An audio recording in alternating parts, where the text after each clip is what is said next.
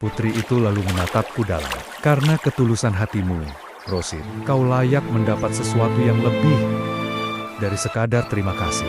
Sebelum lanjut ke ceritanya. Assalamualaikum warahmatullahi wabarakatuh. Selamat datang kembali di Cerita Misteri. Buat yang baru menemukan channel ini, jangan lupa like, komen, dan subscribe agar channel ini dapat berkembang dan menyuguhkan cerita-cerita yang lebih seru dan mencekam. Selamat mendengarkan kisahnya. Namaku Rosid, usiaku baru 16 tahun. Hidupku sederhana di sebuah desa kecil di pedalaman Kalimantan, jauh dari hingar-bingar kota. Setiap pagi aku membantu ibu mencari kayu bakar dan menjala ikan di sungai.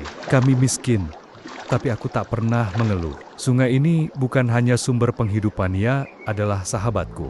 Hari itu, langit mendung, angin menggesek dedaunan dengan pelan, seolah membisikkan rahasia. Aku berjalan menyusuri tepi sungai dengan keranjang tua di tangan. Tapi langkahku terhenti ketika melihat sesuatu yang tak biasa. Di sela-sela batu besar yang menjorok ke air, seekor ikan mas raksasa, berwarna kuning keemasan, menggelepar lemah. Sisiknya berkilau, memantulkan cahaya seperti emas. Aku tertegun. Ikan apa ini? Batinku. Tanpa berpikir panjang, aku segera turun ke air, menerobos arus sungai yang deras. Tenang, aku bantu. Gumamku sambil berusaha mengangkat ikan itu ke bagian air yang lebih dalam. Tapi saat tanganku menyentuh sisiknya angin, berhenti seketika. Air mengalun pelan, dan suara alam mendadak sunyi. Saat itulah, dari arah hulu sungai, muncul cahaya hijau yang memancar lembut. Seorang wanita muda berdiri di atas permukaan,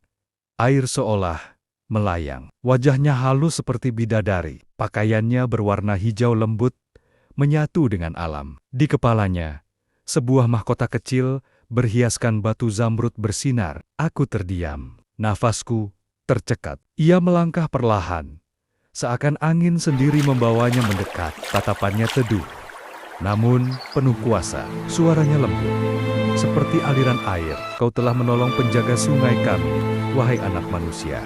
Aku tak bisa bicara, tubuhku gemetar. Wanita itu tersenyum. Namaku Nirana. Aku putri penjaga sungai Kalimantan. Ikan mas yang kau tolong itu bukan hewan biasa. Dia adalah pelindung aliran air suci. Kau telah melakukan sesuatu yang besar, Rosid. Aku masih terpaku. Aku hanya menolong makhluk yang sedang kesusahan. Putri Nirana mendekat. Tiba-tiba, air sungai bersinar, dan ikan mas itu melesat ke dalam arus, sehat kembali. Ia berenang memutari kami, lalu menghilang ke kedalaman. Putri itu lalu menatapku dalam. Karena ketulusan hatimu, Rosid, kau layak mendapat sesuatu yang lebih dari sekadar terima kasih.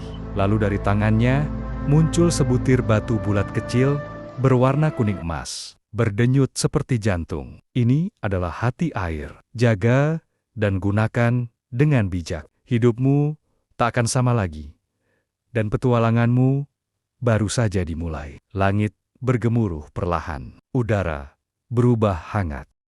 Aku menatap batu itu, tak tahu bahwa sejak hari itu, hidupku akan berubah selamanya. Aku masih berdiri terpaku di tepi sungai, menggenggam batu kecil berwarna emas yang diberikan Putri Nirana. Batu itu hangat, seolah hidup. Di dalamnya tampak kilau berputar-putar seperti pusaran air. Sesekali, aku merasa seperti mendengar bisikan samar saat menggenggamnya erat. Apakah ini sihir? Bisikku dalam hati. Namun, sebelum aku bisa bertanya lebih lanjut, Putri Nirana melangkah ke arah batu besar di tepi sungai, lalu menyentuhnya dengan telapak tangan. Cahaya hijau menyebar, membentuk semacam pintu air berkilau seperti kaca, tegak di antara dua pohon besar. Rosid, ucapnya lembut, pintu ini hanya bisa terbuka untuk mereka yang berhati tulus. Dunia yang tersembunyi di balik sungai ini adalah tempat para penjaga air tinggal. Tempat yang selama ini dianggap dongeng oleh manusia. Aku memandang ke dalam pintu itu. Di baliknya tampak dunia lain yang tak bisa dijelaskan. Ada aliran sungai bening bercahaya, tanaman berwarna biru kehijauan, dan makhluk-makhluk aneh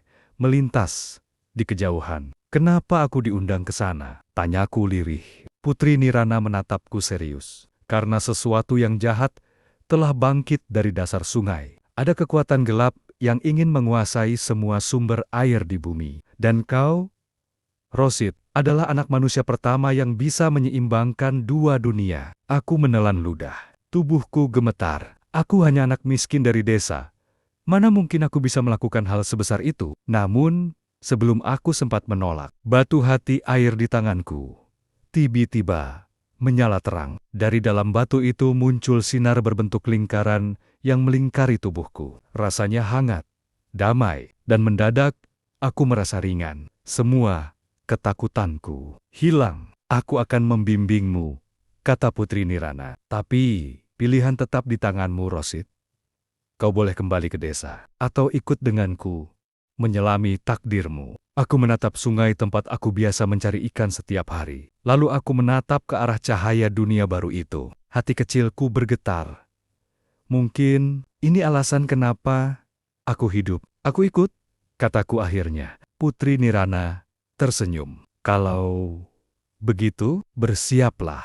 Aku melangkah masuk melewati pintu air bercahaya itu. Dan saat kakiku menyentuh sisi lain dari dunia, aku bukan lagi Rosid si anak desa miskin. Aku adalah Rosid sang penjaga air, pewaris kekuatan kuno yang telah tertidur selama ratusan tahun. Saat aku melangkah melewati pintu air bercahaya, tubuhku terasa melayang. Nafasku tidak sesak meski aku merasa benar-benar berada di bawah permukaan sungai. Segalanya sunyi namun penuh cahaya. Tanaman air bergoyang lembut, ikan-ikan berenang, mengitari, dan akar-akar pohon membentuk jembatan melengkung ke segala arah. Ini luar biasa, gumamku kagum. Putri Nirana berjalan di depanku. Namun anehnya, kakinya tak menyentuh tanah. Ia melayang, dan rambut panjangnya bergelombang, seolah ditiup arus. Di kejauhan, terdengar suara denting seperti lonceng kecil. Dan alunan musik dari aliran sungai. Selamat datang di alam dalam sungai, kata Nirana. Tempat ini tersembunyi dari dunia manusia. Di sini, semua legenda sungai Kalimantan hidup dan bernafas. Kami tiba di sebuah danau kecil dengan air sebening kristal. Di tengahnya, ada bangunan megah dari batu putih, berbentuk seperti kelopak bunga mekar. Dari dalam danau itu muncul seekor belibis raksasa berwarna putih keperakan. Matanya menyala biru, dan dari kepalanya tumbuh mahkota kecil dari daun teratai. Saat ia bicara, suaranya lembut seperti angin pagi. Putri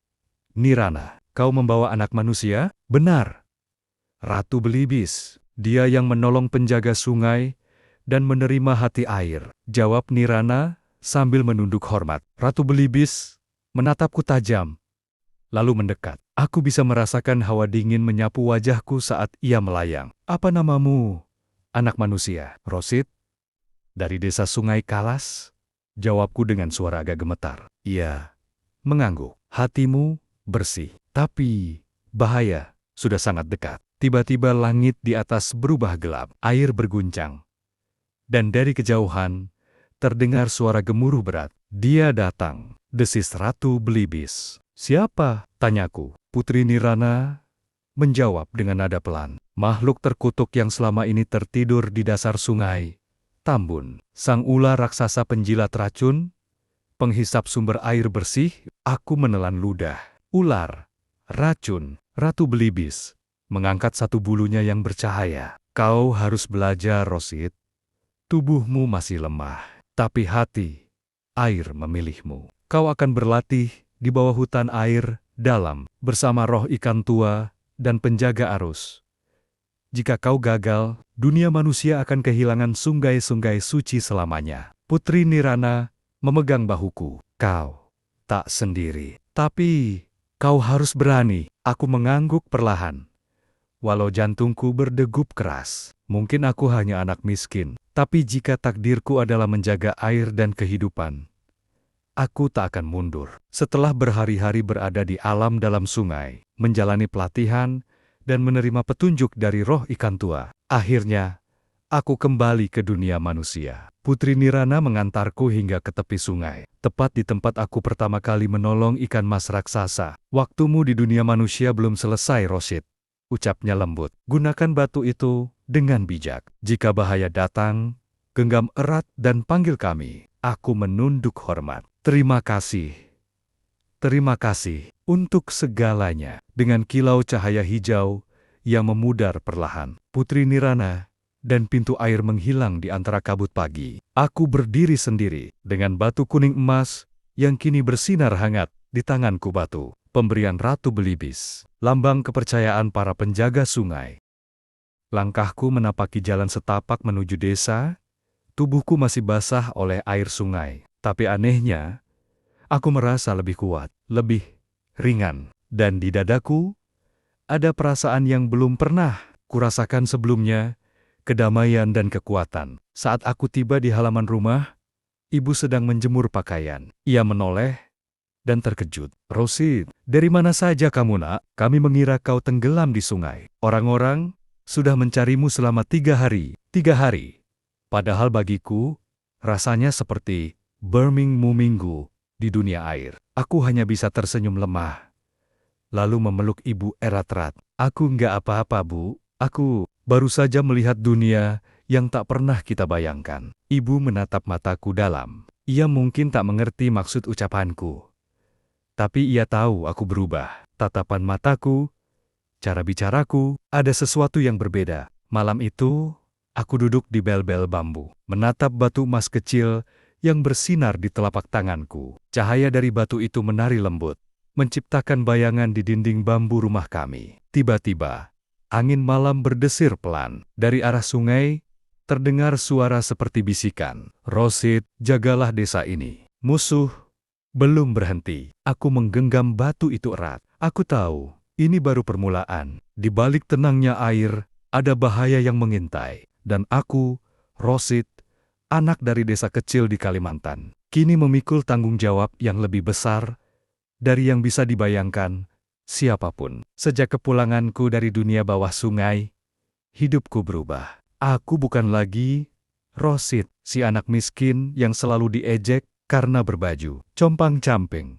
atau tak punya sepatu saat ke masjid. Dulu, anak-anak kampung menyebutku Rosid si ikan busuk, karena aku sering membawa hasil tangkapan dari sungai yang bau amis. Tapi kini, semua mata memandangku dengan rasa heran dan hormat. Semuanya bermula saat kemarau panjang melanda. Sungai mulai mengering, sawah retak-retak, dan warga desa cemas. Para orang tua memanjatkan doa. Anak-anak menangis karena tak ada air untuk mandi. Tapi, malam itu, batu emas pemberian Ratu Belibis tiba-tiba bergetar hangat di genggamanku. Aku berdiri di tepi sungai yang nyaris mati. Dengan keyakinan dalam hati, aku menggenggam batu itu, lalu menyebut nama Putri Nirana dalam hati. Tiba-tiba, air sungai kembali mengalir, perlahan tapi pasti.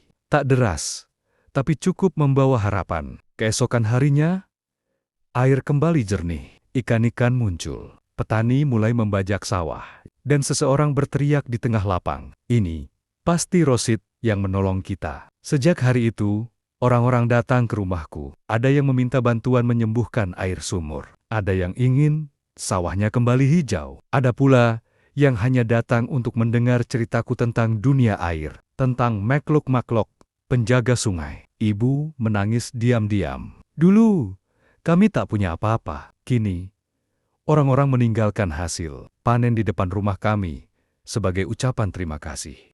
Tapi, aku tahu, ini bukan tentang aku. Ini tentang tugas yang lebih besar.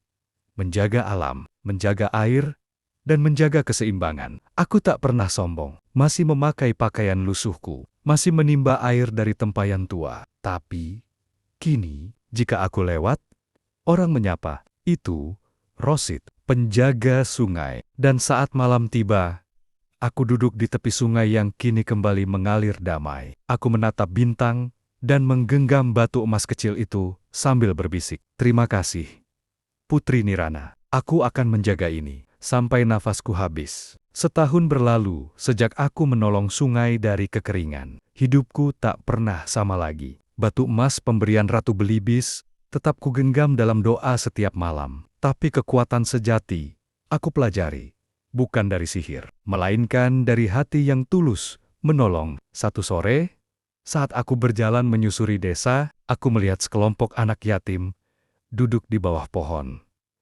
mengenakan baju lusuh. Salah satu dari mereka memakan nasi dingin dengan tangan gemetar. Aku menatap mereka dan melihat diriku sendiri beberapa tahun lalu. Lapar, kesepian, terlupakan. Saat itulah aku membuat keputusan.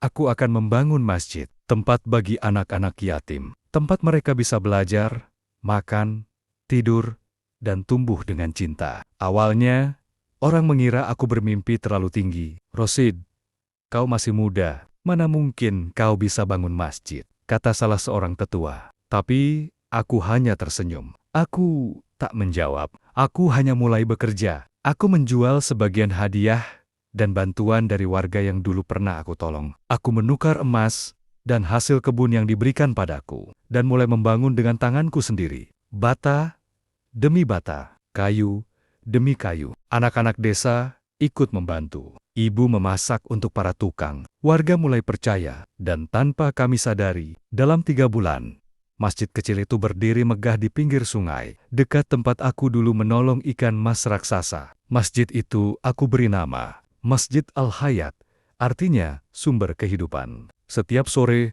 anak-anak yatim datang ke sana. Mereka belajar membaca, menulis, mengaji, dan bermain.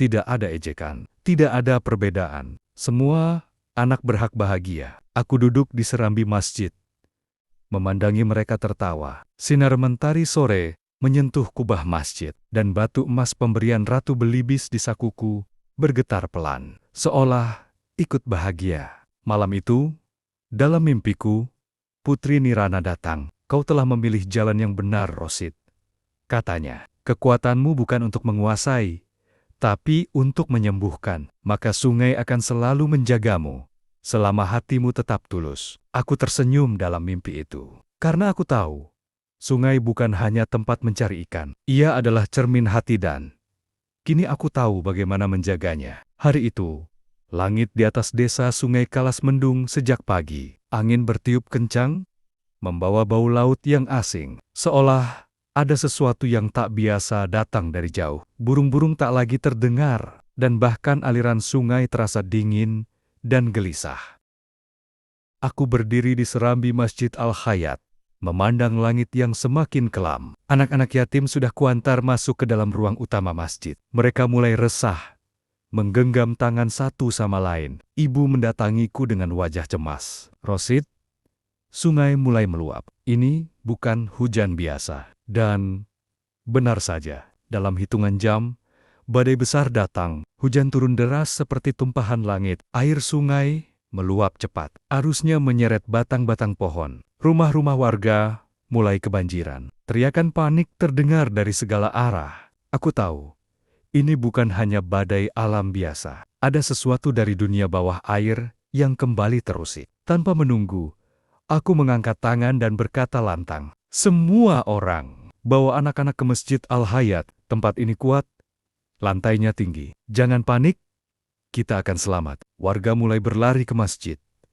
membawa anak-anak dan barang seadanya. Masjid itu yang selama ini dianggap terlalu besar untuk desa kecil, kini menjadi tempat perlindungan satu-satunya. Saat malam tiba, air telah mengepung masjid dari segala sisi. Kami seperti berada di pulau kecil di tengah laut. Anak-anak menangis ketakutan. Ibu memeluk beberapa dari mereka, menenangkan dengan pelan. Aku duduk di dekat mihrab, menggenggam batu emas pemberian Ratu Belibis yang kini berdenyut hangat. Aku menutup mata dan berdoa. Putri Nirana, Ratu Belibis, siapapun kalian di dunia air, jika aku pernah berarti, tolong bantu desa kami malam ini. Tak lama, angin perlahan melembut. Air mulai surut. Dari celah jendela masjid, aku melihat kilau cahaya hijau menari di atas permukaan air. Seperti arus yang diatur oleh tenggen-tenggen tak terlihat. Pagi pun datang. Badai telah reda.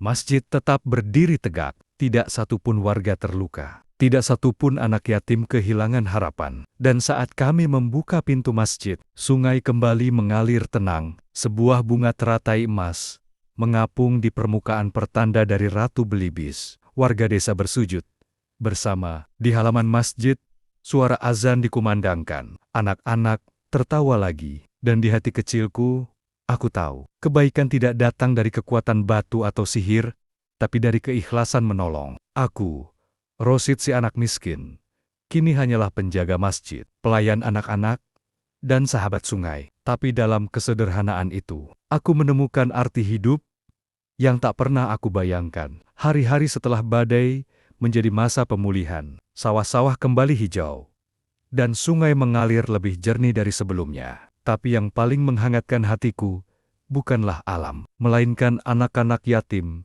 yang tumbuh dengan cahaya di mata mereka. Salah satunya bernama Naufal, anak laki-laki berusia 10 tahun yang pendiam dan rajin. Sejak kecil ia yatim piatu, hidup berpindah dari satu tempat ke tempat lain. Sebelum akhirnya menetap di Masjid Al-Hayat, ia selalu duduk di pojok masjid, menggambar air, ikan, dan bunga teratai dengan sangat rinci, bahkan tanpa pernah melihatnya langsung. Suatu malam, aku melihat Naufal berdiri sendiri di tepi sungai, menatap air dengan tatapan kosong. "Naufal," panggilku pelan. "Ngapain malam-malam di sini?" Ia menoleh padaku. Matanya tampak bercahaya kehijauan, dan dari mulutnya keluar kata-kata yang membuatku membeku. Aku dengar suara dari dasar sungai. "Kak Rosid," mereka memanggilku. Katanya, "Aku harus belajar dari kakak." Aku terdiam. Batu emas di sakuku tiba-tiba bergetar keras. Dan saat aku menggenggamnya, cahaya muncul. Bukan ke arahku, tapi mengarah ke tubuh Naufal. Putri Nirana muncul dalam bayangan cahaya di permukaan air. Wajahnya lembut dan penuh haru. "Waktumu, Rosid, sebagai penjaga utama hampir selesai. Alam telah memilih penerus." Aku menatap Naufal yang kini berdiri di tengah lingkaran cahaya. Ia tak takut. Bahkan, ia tersenyum. Sejak malam itu, aku mulai melatih Naufal. Bukan tentang sihir atau kekuatan, tapi tentang mendengar suara alam, memahami air, mengerti hati manusia. Naufal belajar cepat. Dalam waktu singkat, ia bisa menenangkan air sungai yang meluap dan membaca arah angin sebelum badai datang. Warga desa menyadarinya. Mereka mulai menyebutnya Cahaya Sungai Kecil. Aku bangga, tapi juga sadar tugasku mendekati akhir. Aku bukan lagi anak muda. Kini, tugasku adalah menjadi penjaga para penjaga, menjadi guru, bukan lagi pejuang. Pada suatu malam, aku dan Naufal duduk di tepi sungai. Bintang-bintang berjatuhan seperti pelita. "Naufal," kataku, "kalau suatu hari aku tak ada, jaga masjid ini, jaga sungai ini, dan jaga anak-anak yatim sepertimu." Ia menatapku serius. "Aku janji, Kak Rosid, aku akan jadi seperti kakak, atau lebih baik dari kakak." Aku tertawa kecil sambil memeluknya. "Kalau begitu, dunia ini akan baik-baik saja." 4 tahun telah berlalu sejak Naufal terpilih menjadi penerus cahaya sungai. Dan aku, Rosid, kini bukan lagi remaja kurus yang dulu sering diejek. Usia 20 tahun membuat tubuhku lebih tegap. Namun aku tetap memilih hidup sederhana. Memakai baju lurik, sarung, dan sendal jepit. Tidak pernah bergaya. Karena bagiku, kehormatan bukan dari pakaian, tapi dari perbuatan. Desa Sungai Kalas berubah. Sekarang, desa itu memiliki masjid yang ramai dengan anak-anak mengaji, kebun sayur yang dikelola oleh para janda dan orang tua, serta sungai yang tidak pernah kering meski musim kemarau datang. Orang-orang dari desa lain datang untuk belajar. Mereka tidak hanya bertanya tentang cara bercocok tanam atau merawat air, tapi juga tentang hidup yang ikhlas dan jujur. Dan hampir semua dari mereka selalu mengucapkan kalimat yang sama saat hendak pulang. Andai semua kampung punya seorang seperti Rosid. Tapi, aku selalu menjawab, aku bukan siapa-siapa. Aku hanya anak desa yang dulu miskin, lalu diberi kesempatan untuk berbuat baik. Dan kalian pun bisa.